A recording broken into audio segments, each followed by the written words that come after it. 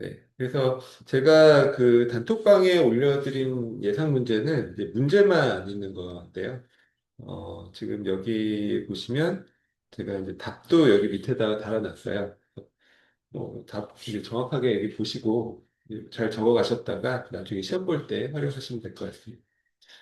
1번 문제 보시면요. 부동산 투자의 수익률이 이자율보다 클 경우에 타인 자본을 동원하여 자기 자본 수익률을 상승시키는 이제 플러스의 이제 무슨 효과를 얻을 수 있다. 이게 이제 레버리지 효과 또는 지렛대 효과라고 하죠. 그래서 레버리지 효과 또는 지렛대 효과라는 것은 내 돈만 갖고 투자할 때보다 남의 돈, 즉 대출이나 타인 자본을 끌어와서 투자할 때 더 수익률을 높일 수 있다. 뭐 이런 게 이제 레버리지 효과입니다. 근데 이게 플러스에, 즉 이런 식의 긍정적인 효과만 발생시키는 것이 아니라 마이너스 효과를 발생시킬 때도 있어요. 그러니까 그 조건에 대해서 이제 물어보는 거죠. 그러니까 플러스의 효과, 즉 내 돈만 갖고 투자할 때보다 남의 돈 갖고 투자할 때더 좋은 긍정적인 그 수익률을 높일 수 있는 그런 효과, 플러스 효과가 발생하기 위해서는 그 가장 큰 전제 조건이 이 총 투자 자본에 대한 수익률이 이자율보다 클 경우입니다. 즉, 낮은 금리로 대출을 받을 수 있을 때만 이런 긍정적인 플러스의 레버리지 효과가 발생한다는 거죠. 뭐 예를 들어서 부동산 투자 수익률이 10%가 기대가 되는데 뭐 20% 대출, 금리로 대출받아서 투자를 한다. 그럼 당연히 마이너스 효과가 나오겠죠. 그러니까 10%의 투자 수익률에 투자 수익률에 투자 안에 투자를 할 때 5%의 금리로 대출받아서 투자할 수 있다. 뭐 이럴 때가 이제 플러스의 레버리지 효과가 발생할 것입니다. 그런 것들 우리가 이제 계산을 통해서 한번 공부를 했었어요. 네. 그리고 계산을 통해서 공부를 했었고, 또 우리가 그 갭 투자, 전세금 갭 투자 할 때도 이 레버리지 효과에 대해서 설명을 드렸었죠. 그러니까 갭 투자라는 것 자체가 전세금을 이제 레버리지로 끼고 이제 투자를 하는 것인데, 전세금은 이제 전세금은 타인 자본이지만 무이자 타인 자본이잖아요. 은행에서 대출받고 이자를 내고 이런 개념이 아니라 그냥 나중에 전세금 받은 원금만 돌려주기 때문에 이 레버리지 효과를 가장 극적으로 나타낼 수 있는 그런 방법입니다. 그래서 이제 그런 식의 이제 우리가 내용도 같이 공부를 했었는데요. 뭐 어쨌든 이제 그런 것들 이제 한번 잘 참조를 하시고 일단 1번의 정답은 이제 레버리지 효과 또는 지렛대 효과. 그다음에 두 번째는요. 인플레이션에 의한 화폐 가치 하락을 방지하고 구매력을 보호하는 것을 이것을 인플레이션 헤지 뭐 영어로 HEDGE 뭐 이렇게 표현을 해요. 근데 뭐 영어로 쓰셔도 되고 그냥 한글로 쓰셔도 되고 뭐 여기 해지를 뭐 시읒을 받침을 넣어서 뭐 쓰셔도 되고 뭐 그거는 편하게 하시면 됩니다. 근데 제가 저도 이게 헷갈렸었는데 한번 찾아보니까는 이 영어 HEDG를 한글로 쓸 때는 해지를 이렇게 쓰는 게 표준 뭐 표준어라고 하나요? 하여튼 그게 맞는 말이라고 하더라고요. 그래서 이제 저도 쓰는데 근데 사실 우리가 보통 이렇게 부를 때는 해지 하잖아요. 그래서 뭐 시읒 받침을 넣어서 하는데 그건 뭐 편하게 하시면 될 것 같아요. 그래서 이제 인플레이션이라는 것이 물가가 상승한다라는 뜻이잖아요. 근데 물가가 상승하는데 물가가 상승한다라는 것은 필연적으로 돈의 값어치, 화폐 가치가 이제 하락하는 결과를 나옵니다. 그래서 화폐 가치가 하락을 한다. 그러니까 돈의 가치가 하락한다면은 결국 이 돈을 통해서 구매력, 어떤 물건을 살 수 있는 구매력이 이제 하락한다는 뜻이거든요. 그래서 결국 이제 인플레이션이 발생하면 이 돈을 들고 있는, 즉 현금을 들고 있는 사람은 이제 손해를 볼 수밖에 없어요. 화폐 가치가 하락하고 구매력이 이제 실질 구매력이 떨어지기 때문입니다. 그럼 이거를 보호하기 위해서 이런 위험을 회피하기 위해서는 어떤 것들을 해야 되냐? 결국 이제 실물 자산을 보유해야 된다. 이런 것이고요. 그렇게 이제 인플레이션을 인한 화폐 가치 하락을 방지하기 위한 위험을 회피하기 위한 수단을 우리가 이제 뭐 인플레이션 헤지라는 용어로 사용을 합니다. 그래서 대표적인 인플레이션 해지 수단이 이제 뭐 잘 아는 이제 금이죠. 대표적으로. 뭐 이거는 이제 현대뿐만 아니라 우리가 뭐 금 투자를 몇천 년 이상 오래전부터 해왔잖아요, 인류가. 그래서 아주 전통적인 금 투자 이제 가장 중요한 장점이 이 인플레이션, 즉 물가 상승을 해지할 수 있다는 게 장점이고요. 그래서 오늘날에도 이게 지금 점점 어떻게 보면은 점점 더 금투자의 메리트가 이제 커지고 있다. 뭐 이렇게도 보여지고 있어요. 그리고 이제 부동산 가치는 실물 자산도 역시 화폐 가치 하락을 이제 방지할 수가 있으니까 이제 그런 점에서는 이제 인플레이션 해지의 중요한 수단이다라고 볼 수가 있습니다. 물론 이제 말씀드린 것처럼 부동산의 경우에는 좀 양면적인 특성이 있어요. 그러니까 인플레이션, 즉 물가가 상승하면 부동산에 이제 투자되는 개발 비용이라든지 뭐 건축비 이런 것들도 따라서 올라가기 때문에 그래서 그냥 마냥 물가가 상승했다. 그래서 이제 부동산 가치가 뭐 좋아진다라고 마냥 얘기하기는 좀 어려운 부분이 있죠. 그러니까 특히 이제 재건축이나 재개발 같은 경우에는 물가가 상승하면은 사업성이 떨어지기 때문에 이제 그런 것들이 그 재개축, 재개발 뭐 토지나 이런 거의 가치를 갉아먹을 수는 있습니다. 근데 또 이게 그 적정 수준을 넘어서 예를 들어서 뭐 집값이라든지 부동산 가격이 막 급등하는 뭐 이런 양상을 나타낸다라고 하면 물가가 상승하더라도 또 재건축, 재개발의 사업성이 또 생길 수도 있어요. 그래서 요즘은 약간 그 변곡점이 아닌가라는 생각도 들긴 해요. 좀 갑자기 또 집값이 막 치솟고 있어서 그러면은 뭐 건축비가 올라도 그걸 상쇄하는 뭐 사업성이 이제 나올 수가 있고, 그럼 또 재개발, 재건축 그 부동산의 또 가치, 투자 가치가 또 올라갈 수도 있습니다. 하여튼 그런 양면적인 특성이 있고, 근데 아주 그냥 뭐 전통적으로 가장 전형적인 인플레이션 히트스라는 이제 금 같은 것이다라고 할 수 있죠. 그래서 최근에는 뭐 비트코인이나 이런 암호화폐도 거의 금과 같은 성질을 갖고 있지 않냐, 뭐 이런 이제 주장도 있고, 그래서 이제 투자를 많이 하시죠. 만약 그게 뭐 비슷하다 그러면은 뭐 비트코인도 뭐 인플레이션 해지에 중요한 수단이 될 수도 있겠죠. 네. 그다음에 3번 보시면요. 네, 2번은 인플레이션 헤지가 정답이고요. 3번 보시면 이게 앞에 가로와 뒤에 가로 두 개가 있잖아요. 그러니까 이런 경우에는 이제 순서도 중요합니다. 그래서 이제 부동산 투자와 주식 투자 또는 뭐 채권 투자, 뭐 예금, 뭐 다른 이런 투자들과 이제 비교를 이제 할 때 세 가지 중요한 기준이 있습니다. 그게 뭐냐면 첫 번째로 안전성이고요. 그러니까 위험이 크냐 적냐 이걸 나타내는 거죠. 그다음에 이제 환금성, 그러니까 얼마나 쉽게 이제 현금화할 수 있느냐. 그러니까 환금성이 낮다라는 것은 내가 현금화를 할 때 시간도 많이 걸리고 또 하나는 현금화를 하면 내가 시세보다 싸게 팔 수밖에 없을 때 이게 이제 환금성이 낮다라고 얘기를 하죠. 그리고 또 하나는 수익성입니다. 그래서 보통 이제 투자는 안전성, 현금성, 수익성 이 세 가지를 이제 비교를 해서 각각의 투자의 장단점을 이제 비교를 하고 그에 따라서 어떤 투자를 할 것인지를 판단할 수가 있습니다. 당연히 모든 것이 다 좋은 그런 투자 대상은 없을 거예요. 다 이제 장단점이 있고, 예를 들어 부동산 투자는 주식 투자에 비해서 안전성이 높다. 그러니까 안전성이 높다는 것은 위험, 리스크가 낮다라는 뜻이고요. 우리가 처음에 말씀드렸듯이 위험이라는 것은 수익의 변동 가능성, 변동성을 뜻합니다. 수익의 변동성이요. 그래서 수익이 높고 낮은 이 변동성이 크면 위험이 크다라고 하고, 수익의 변동성이 낮으면, 즉, 뭐 올라도 크게 오르지 않고 내려도 크게 내리지 않는 이렇게 작은 폭으로 왔다 갔다 하는 것을 우리가 위험이 낮다라고 얘기를 하죠. 그래서 안전성이 높다라고 얘기를 하는데, 결국 당연히 주식 투자 같은 경우에는 이 진폭이 크잖아요. 그러니까 당연히 위험성이 크고, 그래서 이제 안전성이 낮다라고 평가를 하는 대신에 부동산 투자는 우리가 뭐 사실 레버리지 효과나 이런 것들을 활용하지 않으면은 사실 그 수익률이라는 게 상당히 낮은 편이죠. 그러니까 보통 이제 뭐 1년에 10%뭐 이렇게 오르는 것도 높게 올랐다 이렇게 보거든요. 부동산 투자의 경우에는. 그래서 이제 주식 투자야 뭐 1년에도 뭐 10배, 20배씩 오르기도 하고 뭐 하니까 그런 면에서 이제 상승폭도 크지만 반대로 이제 하락폭도 크기 때문에 이제 안전성이 떨어지고 위험성이 높다. 주식 투자가 그렇게 보고 있고요.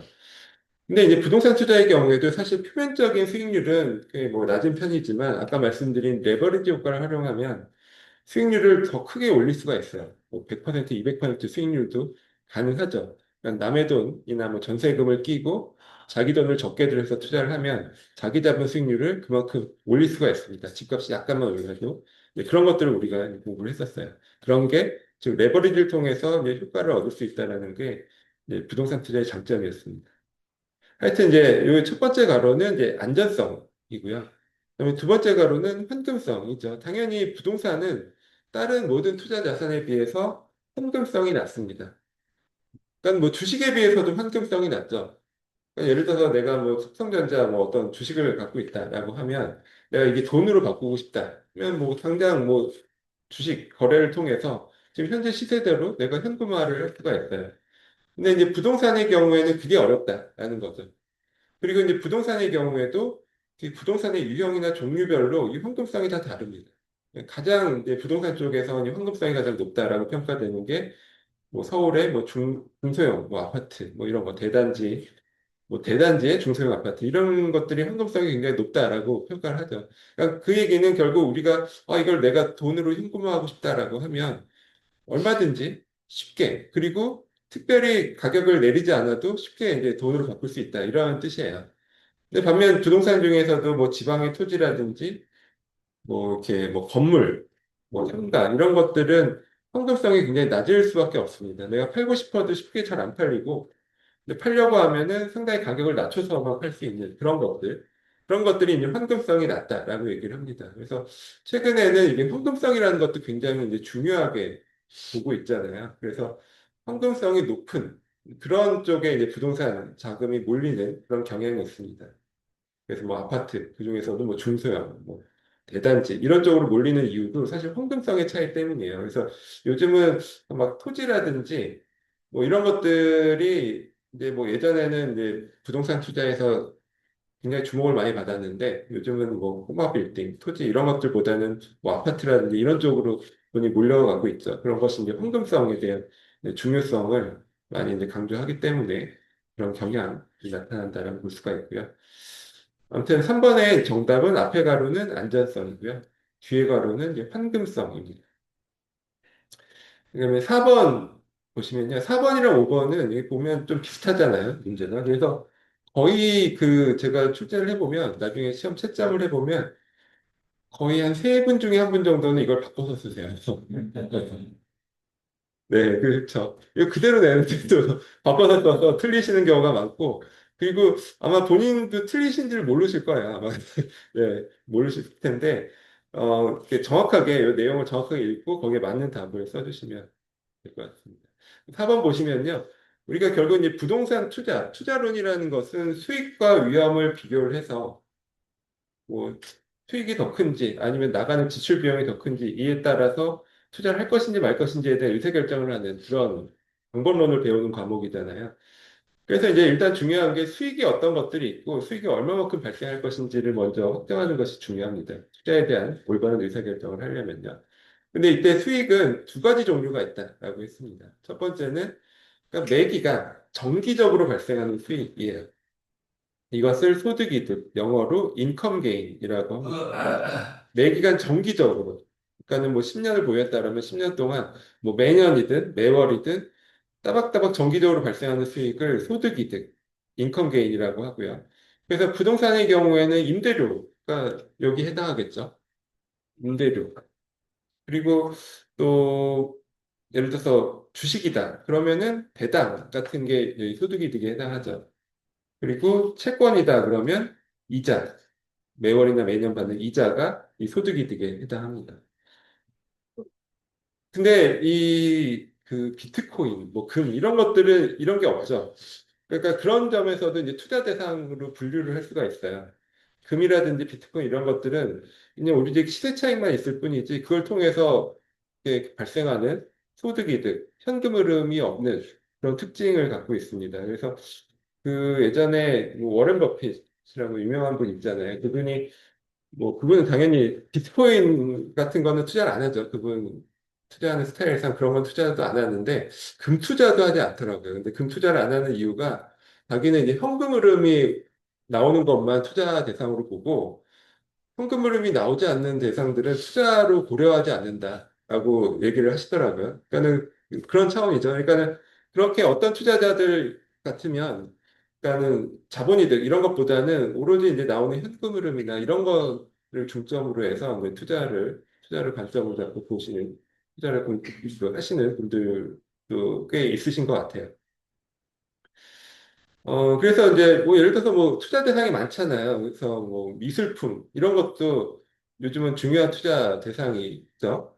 근데 이제 미술품 같은 경우에 원래는 전통적으로는 미술품도 그냥 전형적인 시세 차익을 노리는 투자 대상이잖아요. 근데 최근에 이제 몇 년 전에 보니까는 미술품도 뭐 빌려줘서 임대료 받는 식으로 그런 식으로 투자를 하는 그런 게 또 한참 또 핫했었어요. 예, 근데 얼마 전에 보니까 뭐 그게 추정 60분에 나오더라고요.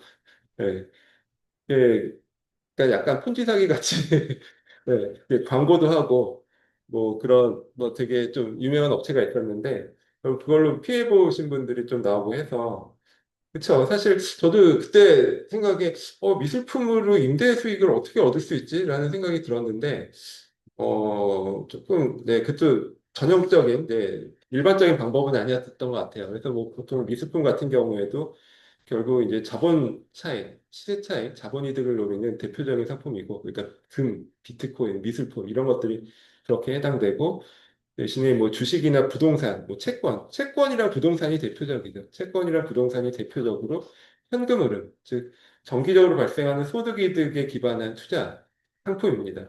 그래서 채권 투자자와 부동산 투자자가 굉장히 유사해요. 성향적으로 유사하다라고 보통 얘기를 합니다.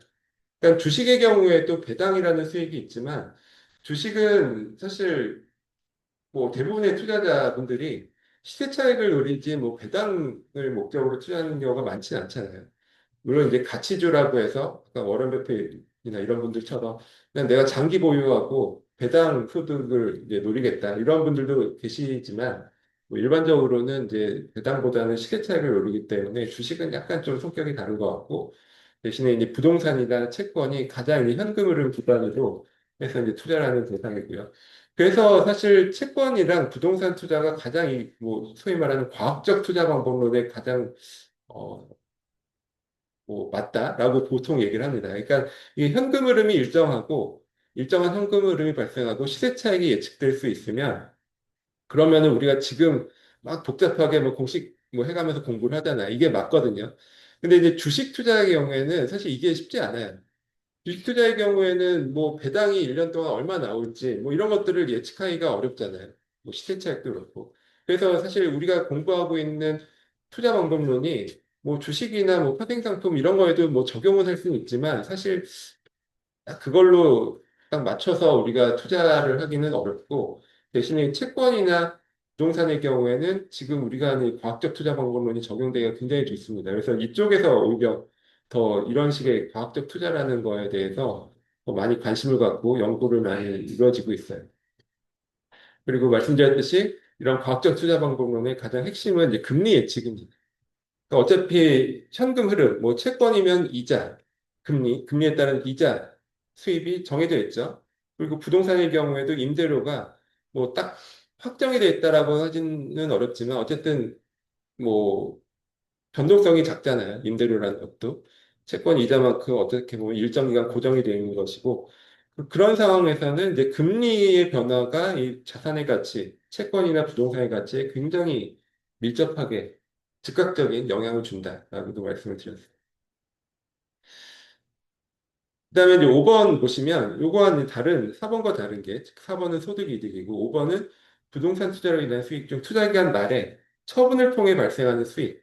이것을 이제 자본 이득, 캐피탈 게인이라고 합니다. 그러니까 우리가 소위 말하는 시세 차익 같은 거를 얘기하죠. 자본 이득, 캐피탈 게인. 그래서 이제 부동산의 경우에도 전통적으로는 수익 중에 자본이득이 훨씬 더 중요한 시대를 우리가 지났어요. 그러니까 우리 경제가 고도 성장을 하면 어쨌든 땅값이라든지 부동산 가격이 급등하기 때문에 그래서 결국 뭐 임대료 얼마 나오고 하는 것보다 그냥 땅을 사서 설령 임대료가 하나도 안 나와도 토지 투자를 해서 묵혀두고 언젠가 땅값 오르면 뭐 팔고 뭐 이런 식의 투자가 우리나라에서 이제 아주 전통적인 부동산 투자 방법이었거든요. 근데 이게 2000년대 넘어들어서 바뀌었다라고 설명을 드렸습니다.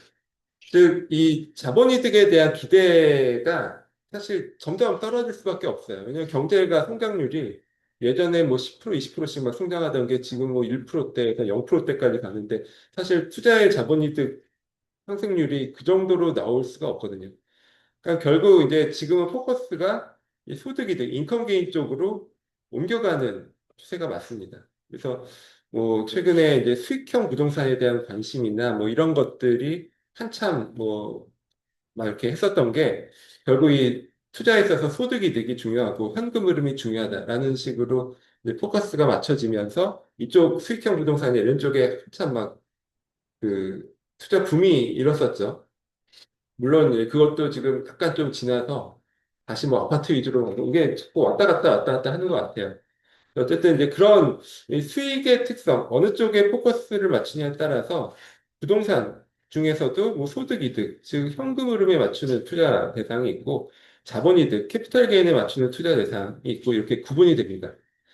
그래서 이제 아파트 같은 경우에는 대표적으로 자본이득 방식의 에 포커싱을 한 투자 방법이죠.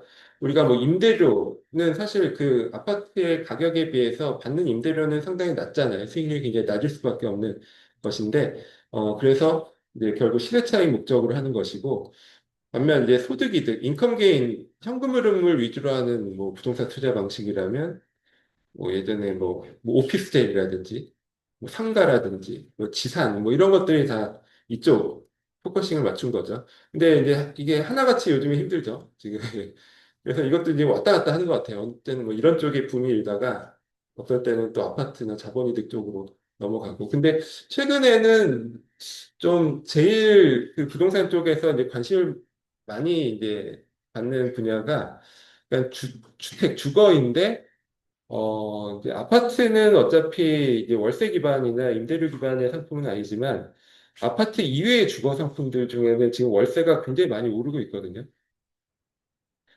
뭐 그게 여러 가지 이유가 있죠. 이제 전세가 이제 월세로 이제 변환되는 시점에 이제 월세 가격이 계속 올라가는 그런 추세예요. 그리고 어떤 분들 얘기를 들어보면 앞으로도 월세는 더 오를 거다라고 얘기를 하시더라고요. 그러니까 우리나라가 사실 월세가 그러니까 내가 생활비 중에 주거 비용이 굉장히 낮은 편이거든요. 외국 살다 오신 분들 아시겠지만, 뭐 미국이나 이런 데 보면은 내 그 생활비 중에 상당 부분이 월세 나가는 거죠. 근데 우리나라는 사실 월세 그렇게 여태까지는 안 냈었고, 또 전세가 있기 때문에 그 사실 이제 주거에 대한 비용이 상당히 낮은 국가였습니다. 그러니까 이게 양면적인 거예요.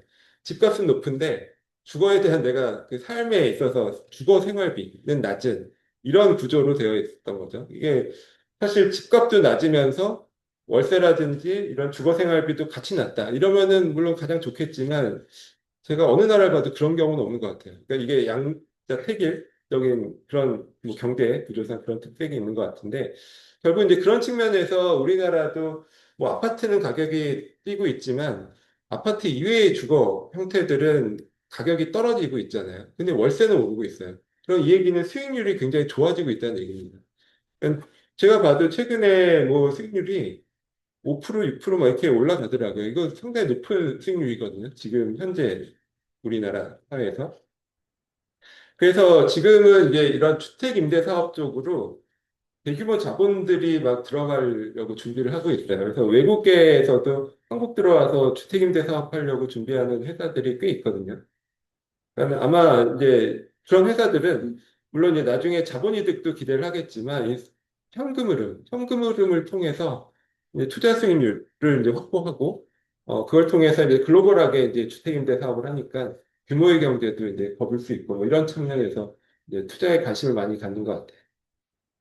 그래서 이제 개인 투자자분들도 뭐 이쪽에 한번 관심을 가져봐도 좋을 것 같습니다. 왜냐하면 자본이득에 대한 기대라는 게 물론 이제 요즘에 막 특정 아파트들 같은 경우는 막 뛰고 있지만 이게 계속 뛸 수는 없거든요. 사실 이게 사이클이 있을 수밖에 없기 때문에 사이클을 잘 잡아서 그런 건 투자를 해야지 잘못 잡으면 또 이제 또 안 좋을 수도 있고 하고.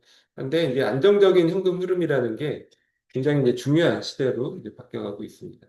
근데 다만 이제 경기가 너무 안 좋으니까 상가에 대한 수익이나 이런 거는 사실 앞으로도 어려울 것 같잖아요. 그냥 어떻게 생각해도 경기가 안 좋고 뭐또 온라인으로 이렇게 시간에 패권이 넘어가고 하니까 상가는 좀 어려울 것 같고 근데 그래도 이제 어쨌든 사람이 살아야 되니까 주거에 대한 니즈는 계속 있는 것 같기는 해요. 그래서 요즘은 이제 주거에 대한 뭐 임대료, 월세 이쪽에 굉장히 많이 관심들을 갖고 투자를 하시는 것 같아요. 네, 그래서 이제 5번의 정답은 자본이득, 캐피탈 게인이고요. 그다음에 6번 보시면요. 6번은 여러 가지 투자 자산에 분산 투자함으로써 기대 수익률을 유지하면서 위험을 감소시키는 자산 관리 기법. 이것을 포트폴리오 이론이라고 합니다. 그러니까 포트폴리오 이론은 우리가 이제 흔히 말하는 투자 격언 중에 뭐 계란을 한 바구니에 담지 말라 뭐 이런 게 딱 이 얘기죠. 그러니까 한 바구니에 계란을 담으면 리스크가 커지죠. 이걸 계란을 엎었을 때 다 이제 깨질 수 있으니까. 근데 그 그래서 이제 그러지 말고 이제 분산해서 투자를 하라. 이제 분산 투자를 한다. 이게 이제 포트폴리오 이론의 핵심입니다. 뭐 처음에 뭐 말씀드렸듯이 우리가 위험이라는 것은 수익의 변동 가능성을 뜻한다라고 했죠. 그래서 수익이 이제 이렇게 큰 폭으로 오르고 내리고 하면 이 편차만큼을 우리가 위험이다라고 측정을 하는 거예요.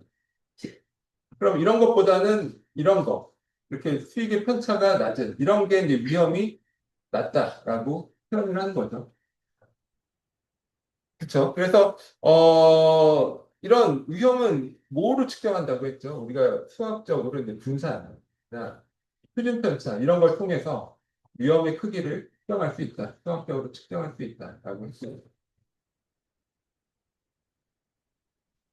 근데 이제 포트폴리오 이론이라는 건 이런 거죠. 뭐 예를 들어서 어, A라는 투자 자산이 있고 B라는 투자 자산이 있는데 A라는 투자 자산은 이렇게 이제 사이클이 움직이고 B라는 투자 자산은 이렇게 사이클이 움직인다라고 하면 이 A와 B를 결합해서 투자를 하면 이 변동폭이 작아지겠죠. 뭐 극단적으로는 이렇게 될 거예요. 평선이 될 수도 있어요. 평선이 된다는 것은 위험, 리스크가 제로라는 뜻입니다. 그래서 이거를 요즘에는 이거를 엄청 연구를 많이 해요.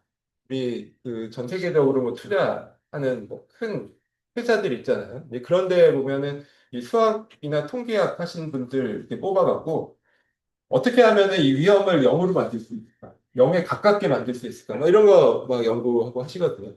이게 최근에 굉장히 고도로 발달된 거예요. 우리 예전에 그 IMF 우리 1998년도에 한국에 IMF 왔었잖아요. 97년 12월에 왔었잖아요. 98년부터 이제 본격적으로 IMF 시대로 접어들었는데 그때쯤에 이제 세계적으로 롱텀 캐피탈 매니지먼트라는 유명한 헤지펀드가 있어요.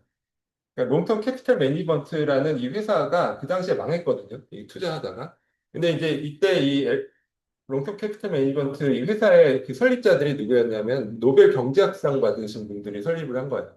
그러니까 이분들이 이제 경제학으로 노벨상을 받았지만 사실 수학자들이거든요. 그러니까 수학자들이라서 자기들이 이제 수학을 통해서 그러니까 리스크를 이제 완벽하게 이제 제어하고 투자를 하고 수익을 얻을 수 있다라고 이제 생각을 하고 그걸 현실에 이제 한번 해보려고 이런 헤지펀드를 만든 거죠. 근데 이제 그게 그 당시에 망했어요. 그 당시에 러시아에서 이제 모라토리엄이 나서 러시아 채권에 투자했다가 모라토리엄도 나고 뭐 동아시아에서도 경제이익이 나고 막 이렇게 한참 해서 이제 망했는데 그러니까 그때만 해도 이 기법들이 고도화되어 있지 않았던 거죠. 그냥 20 몇 년 전이잖아요. 근데 지금은 이것도 엄청 발달을 해서 사실상 지금은 그런 식으로 망하지는 않을 거예요. 뭐 특별하게 개인적으로 거기서 뭐 사고를 치거나 하지 않는 이상은 지금은 투자를 했다가 망하는 일은 없을 겁니다. 그 헤지펀드 같은 경우에. 그만큼 이쪽이 굉장히 그 수학적으로 발달을 했어요. 네, 그래서 이제 그쪽에서 이제 제일 중요하게 보는 것이 바로 이 포트폴리오 구성이다. 포트폴리오 분산을 얼마만큼 적절하게 잘 분산을 하느냐에 따라서 위험을 얼마만큼 낮출 수 있는지가 결정이 됩니다.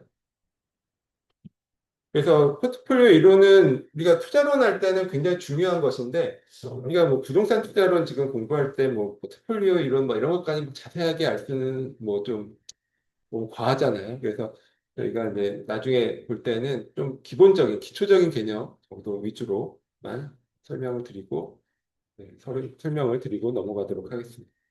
일단 지금 네, 6번에 다시 보시면 분산 투자함으로써 위험을 감소시키는 이 방법을 포트폴리오 이론이라고 합니다. 그다음에 7번 보시면요. 정부의 기준금리. 그러니까 정부, 중앙은행에서 정하는 기준금리는 두 가지, 두 가지를 이제 기준으로 해서 결정을 합니다. 그러니까 이거는 우리나라뿐만이 아니라 외국, 뭐, 미국도 그렇고 다 공통적으로 두 가지가 중요한 변수로 봐요. 그래서 첫 번째는 최대 고용. 즉, 고용이 얼마만큼 잘 돼 있느냐.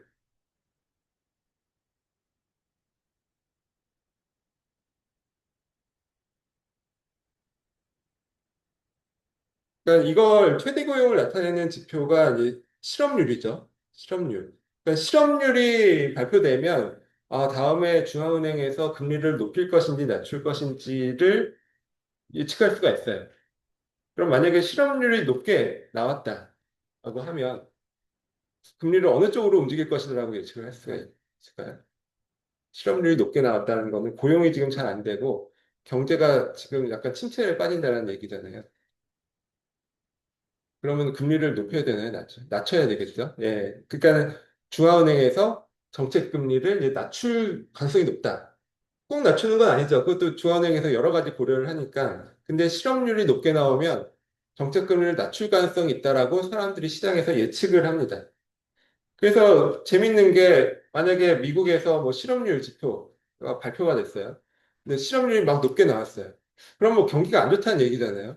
근데 그게 높게 나오면 막 주가가 막 치솟아요. 그러니까 이게 되게 재밌죠. 왜 경기가 안 좋은데 왜 주가가 오르지? 라고 생각할 수 있는데 이 중간 매개체가 금리라는 매개체 때문에 그런 거잖아요. 그럼 실업률이 높아지고 경기가 안 좋으면 이게 경, 향후에 중앙은행에서 금리를 낮춰줄 것이다. 라는 기대가 발생하면서, 그럼 금리를 낮춰주면 주식이라든지 자산 가치가 올라갈 것이다라는 기대가 반영돼서 바로 이제 그 주가가 오르는, 그러니까 거의 당일에는 오르더라고요. 거의 당일에는 오르는데, 그게 좀 지나면 또 이제 떨어지고 또 왔다 갔다 합니다. 그래서 뭐 어떤 분들은 딱 그 당일 그 발표 났을 때 그때 이제 투자를 하고 바로 또 빼고 뭐 이러시는 분들도 계시더라고요. 그러니까 그건 진짜 단기 투자 하시는 분들이죠. 하여튼 근데 최대 고용, 즉 실업률을 지표를 해서 변수를 해서 이제 중앙은행에서 이제 정책 금리를 결정을 하는데 이것만이 아니라 또 하나 중요한 게 바로 인플레이션이죠. 그러니까 이게 상충되는 거예요, 사실은. 그래서 예를 들어서 실업률이 높다. 그렇죠? 실업률만 기준으로 하면 그렇죠. 실업률만 기준으로 하면 이게 금리 예측이 쉬운데 실업률과 함께 동시에 이제 물가 상승률, 인플레이션율도 같이 고려를 하니까 이게 금리 예측이 쉽지 않은 거죠. 그러니까 예를 들어 실업률도 높은데 인플레이션도 높은 물가 상승률도 높을 수가 있거든요. 그럴 경우에는 그럼 물가 상승률이 높으면 금리를 높여야 되는데 실업률이 높으니까 또 금리를 낮춰야 되고 그럼 이걸 어떻게 해야 되냐? 뭐 사실 이 고민으로 지난 한 1년간 뭐 어느 쪽도 미국도 그렇고 우리나라도 그렇고 금리를 그냥 계속 동결하고 했었잖아요. 최근에 지금 낮추고 있지만. 그러니까 이 두 가지의 그 지표를 잘 판단을 하고 그에 따라서 이제 투자를 그 금리가 어떻게 변경될지 예측을 하고 그에 따라서 이제 투자에 대해서 어, 투자 여부를 판단하는데 중요한 참고 자료로 삼을 수가 있습니다. 근데 이제 사실 우리나라는 여기에 그 하나 더 중요하게 고려하는 요소가 있어요. 그게 뭐냐면 금융 안정이에요. 금융 안정. 그러니까 부채가 늘어난다거나 뭐 이런 것들, 집값이 오른다거나 집값도 사실은 이제 금융 시스템에서 해서 오르는 것이니까 집값에 대한 고려, 또 가계부채가 얼마나 늘어나는지 이런 것까지 종합 고려가 들어가서 한국의 이제 기준금리 결정은 더 복잡해집니다. 그러니까 이제 여러 가지로 지금 최근에도 우리나라에서 사실 금리를 원래는 낮춰야 되는데 계속 안 낮추고 못 낮추고 있었거든요. 그 이유는 사실 성장률이 굉장히 낮죠. 우리 작년부터 성장률이 굉장히 낮은 상태에서 물가 상승률도 그렇게 높지 않았거든요. 작년에 한참 좀 반짝 높았었다가 최근에는 물가 상승률도 굉장히 안정이 되고 있어요. 근데 문제는 이제 집값이 뛰니까 그러니까 금리가 집값에 굉장히 큰 영향을 주니까 집값이 뛰는 상황에서 금리를 낮추기가 어려운 거죠. 그러면은 집값을 잡으려면 그럼 단기간에라도 그런 금리를 높여야 되겠네 이렇게 생각할 수 있는데 또 문제가 있어요. 이게 뭐냐면 우리나라 가계부채가 너무 크기 때문에 금리를 높여버리면 가계가 파산할 위험이 있어요. 가계부채가 뭐 천조 뭐 이렇게 넘는다고 하죠. 근데 실제로 우리나라에서는 가계부채를 고려를 할 때 전세금도 사실은 이 가계부채로 잡히는 게 맞거든요.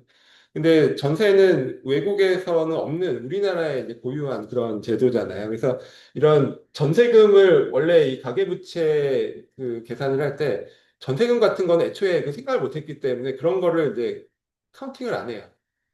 그래서 이제 전세금 빼고 한 천조 뭐 지금 넘는다, 천몇백 조 된다라고 하는데 사실 전세금까지 하면 그 가계부채가 한 뭐 2천조 뭐 이상이 될 거예요.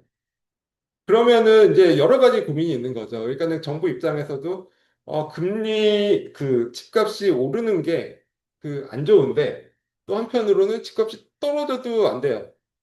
집값이 떨어지면 전세금이 다 부채들이 깡통 전세가 되잖아요. 다 파산이 될 것이고 그 금융 시스템에 엄청난 후폭풍을 몰고 올 거예요. 그러니까 사실 이제 정부의 입장에서는 오르지도 않고 떨어지지도 않고 적정한 수준이면 제일 좋은 거죠. 그러니까 올라도 정치적으로 부담이 되고 떨어져도 문제가 생기고 하니까 그냥 적당한 수준으로만 이제 붙들고 있고 싶은데 그게 결국 지금은 잘 안 되는 것 같아요.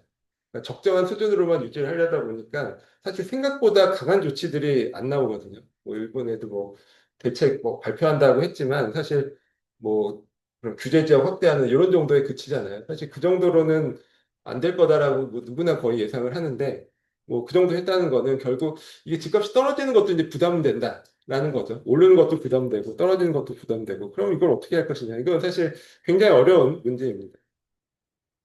어쨌든 이런 금리를 정할 때는 이렇게 복합적인 것들이 이제 작용이 되기 때문에 사실 이게 쉽게 예측하기는 어려운데 어쨌든 전통적으로 우리가 경제학에서는 금리는 두 가지 요소, 즉 최대 고용, 금리의 이제 목표, 정책 금리를 결정하는 목표는 최대 고용, 즉 성장을 최대한 하고 인플레이션 유지, 즉 물가를 억제하는 이게 두 가지 목표예요. 즉 성장과 물가 이거를 이제 지표로 해서 금리를 결정하는 게 우리가 전통적인 금리 결정 방식입니다.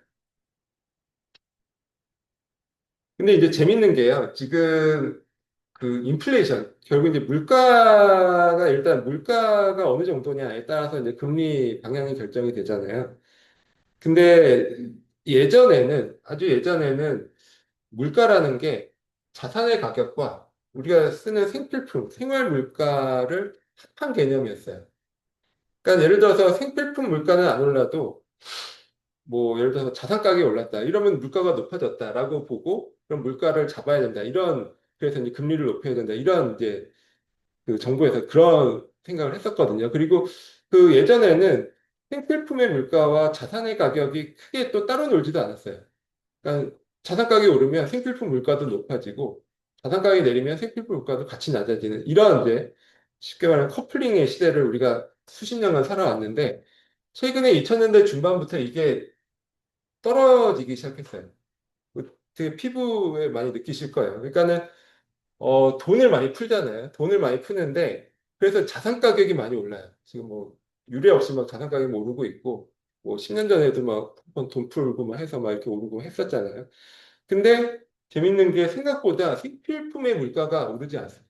그러니까 오르긴 오르는데 자산 가격이 오르는 것만큼 그렇게 심하게 많이 오르지 않아요. 그러니까 안정적으로 오른다는 거죠. 그래서 이게 이제 예전에 저희가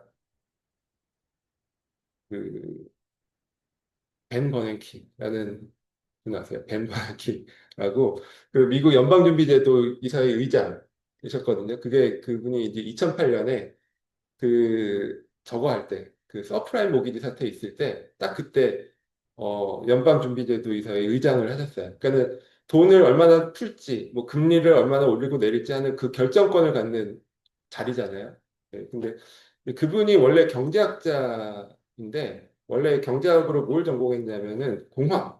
그러니까 세계 대공황이 30년대 있었죠. 그러니까 세계 대공황 있었을 때 경제가 어떻게 움직이고 이걸 우리가 어떻게 대처할 것인지 뭐 이런 것들을 평생 연구하는 학자였어요. 근데 이제 그분이 평생 그걸 연구하다가 갑자기 이제 아마 오바마 대통령 때였을 거예요. 이제 연방준비제도 이사회 의장이 됐는데 그때 마침 이 서프라임 모기지 사태가 와서 전 세계적인 경제 위기가 왔습니다. 그래서 그때 이제 그럼 어떻게 해야 되냐, 이 상황을 어떻게 해야 되냐, 막 이렇게 갈팡질팡하고 있는 와중에 그분이 대단한 결단을 내린 거예요. 이게 뭐냐면, 돈을 뿌리자. 돈을 찍어서 돈을 뿌리자라는 거였어요. 돈을 뿌리자. 그러니까 그분이 원래 그래서 별명이 헬리콥터 맨이에요. 그러니까 대공황이 오면 돈을 잔뜩 찍어서 헬리콥터를 타고 대도시 상공에 올라가서 그냥 돈을 뿌리면 된다. 이게 실제 그분 그 연구 논문에도 나오는 내용이거든요.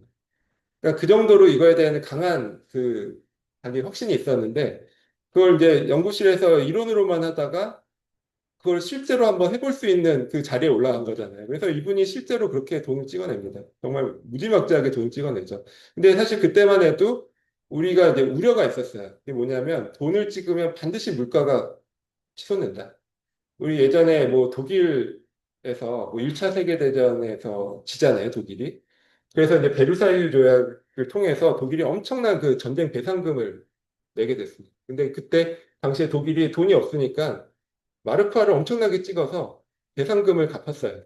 그러다 보니 문제가 뭐냐면 우리 역사책에도 나오죠. 그 당시에 뭐 독일에서 빵 하나를 살려면 그 술에 그 마르크화를 잔뜩 담아서 그거 들고 가서 빵 한 조각 바꿔오고 뭐 이럴 정도로 하이퍼 인플레이션이 했었거든요. 그래서 그런 경험들, 역사적 경험들이 있었기 때문에 전통적으로 경제학에서는 절대로 돈 찍으면 안 된다. 돈 찍으면 물가가 치솟고 그럼 나라가 망한다라는 게 다 인식으로 다들 있었어요. 근데 이분이 그걸 과감하게 돈을 찍어버린 거죠. 근데 생각보다 문제는 생각보다 물가가 안 올라요. 생필품이나 생활 물가가 안 오른 거죠. 그리고 지금도 마찬가지예요. 지금도 돈을 찍는데 생각보다 이 우리가 피부로 느끼는 물가가 뭐 물론 이제 뭐 음식값도 오르고 한다 느끼지만 사실 그거는 사실 돈 찍어내는 속도에 비하면 아무것도 아니거든요. 그래서 이게 왜 그럴까? 그 여러 가지 이제 원인에 대한 얘기들이 있는데 첫 번째 원인은 그때는 그때 그렇게 얘기했었어요. 그러니까 중국이 뭐 세계 공장 역할을 하면서 정말 싼 값에 그 물건을 찍어서 이제 수출을 하니까 그래서 미국이 아무리 돈을 찍어도 중국에서 싼 물건들이 들어오니까 물가가 안 오른다. 이게 이제 첫 번째 그 당시에 그래서 그렇구나라고 생각을 했었던 거고. 근데 이제 지금은 또 그게 또 달라졌잖아요. 중국도 지금은 더 이상 뭐 세계 공장 역할을 뭐 싼 물건 찍어내는 이런 거하고 달라졌으니까 그럼 지금은 왜 그럴까 생각을 해보면 그러니까 이게 기업이 효율화가 된 거죠.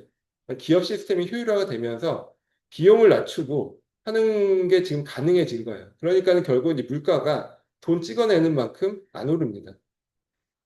근데 재밌는 게 그런데 돈을 찍어냈는데 그럼 그 돈이 어디로 가냐? 하면 다 자산 시장으로 가고 있죠. 그래서 자산 가격만 미친 듯이 올라요. 최근에 보면 생필품 물가 오르는 속도하고는 뭐 비교도 안 되게 뭐 10배 이상 자산 가격이 더 훨씬 상승률이 높거든요. 그러면은 이제 여기서 정부는 그럼 뭐가 더 중요할까? 그래서 지금 이제 우리가 보통 컨센서스는 생활 물가 쪽으로만 포커싱을 맞춘다라고 거의 이제 각국 정부에서 보는 것 같아요. 그러니까 생활 물가가 오르지 않으면 우리가 매번 뭐 소비자 물가 상승률 이렇게 발표 나오잖아요. 그게 이제 생활 물가거든요. 생활 물가가 오르지 않으면 결국 돈을 더 찍어도 된다라는 식으로 지금 가고 있는 것 같아요. 그걸 누구도 이제 대놓고 얘기는 안 하지만 지금 하고 있는 행태들이 계속 이제 돈을 찍겠다. 물가가 오르지 않으면 돈을 찍겠다. 그러면은 결국 이제 자산 가격은 계속 상승할 수 있는 요인이 생기는 거죠. 그래서 이거를 어느 정도까지 이제 용인을 할 수 있을지는 모르겠지만 하여튼 지금 트렌드가 돈을 찍어서 물가가 오르지 않기 때문에 그 돈이 계속 이제 자산 시장으로 가서 자산 가격만 올리는 식으로 지금 큰 흐름이 움직이고 있습니다. 그래서 그런 어떻게 보면 이제 세계 경제 트렌드도 한번 우리가 좀 잘 참고할 필요가 있어요. 그래서 다시 말씀드리지만 결국 물가와 금리라는 것이 우리가 투자를 할 때 뭐 엄청 중요합니다. 사실 뭐 알파이자 오메가 뭐 이렇게 얘기할 수 있을 정도로 중요하니까 한번 잘 관심을 갖고 한번 그 흐름을 잘 보시면 좋을 것 같고요. 한번 7번의 이제 정답은 앞에 가로는 최대 고용. 뒤에 가로는 인플레이션입니다. 그다음에 8번 보시면요. 원리금 균등 분할 상환 방식으로 대출 시 매기간마다 갚아나갈 원리금 상환액은 대출액의 저당 상수를 곱하여 구한다. 이 8번과 9번도 많이 이제 바꿔서 쓰시는 경우가 많아요. 근데 9번 보시면 원리금 균등 분할 상환 방식으로 대출 시 현재의 저당 잔고, 즉 현재 대출금이 얼마냐는 매기의 원리금 상환액의 연금의 현가 계수, 연금의 현재 가치 계수를 곱하여 구한다. 그래서 저당 상수와 연금의 현재 가치 계수는 역수 관계라고 했잖아요. 그러니까 대출액을 알고 있을 때 원리금 상환액을 구하고 싶다 그러면 저당 상수를 곱하고요. 반대로 내가 지금 원리금 상환액을 얼마씩 내고 있는데 지금 현재 대출금이 얼마 남았는지 알고 싶다라고 하면 연금의 현가 계수를 곱해서 구할 수가 있습니다. 특히 저당 상수의 경우에는 뭐 중개사 시험에도 워낙에 자주 나오는 많이 나오는 문제니까 뭐 요 개념 정도만 알아보시면 좋을 것 같고요. 8번의 정답은 저당 상수, 9번의 정답은 연금의 현재 가치 계수입니다. 그럼 10번 유효 총소득에서 영업 경비를 빼면 순영업 소득을 구할 수 있습니다. 순영업 소득. 그래서 NOI라고 하죠. 그래서 1번부터 10번까지 한번 이제 문제 다 풀어봤고요. 제가 요 지금 우리 수업하는 내용은 제가 녹화를 해서 또 유튜브 채널에 올려드릴 거예요. 그래서 혹시 지금 잘 받아적지 못하신 분들도 그 한번 돌려보시고 확인하시면 좋을 것 같고요. 그리고 이제 그 서술형 문제, 예상 문제가 두 개가 있습니다. 영업의 항공 흐름 중 순영업 소득의 계산 방법에 대해 설명하시오.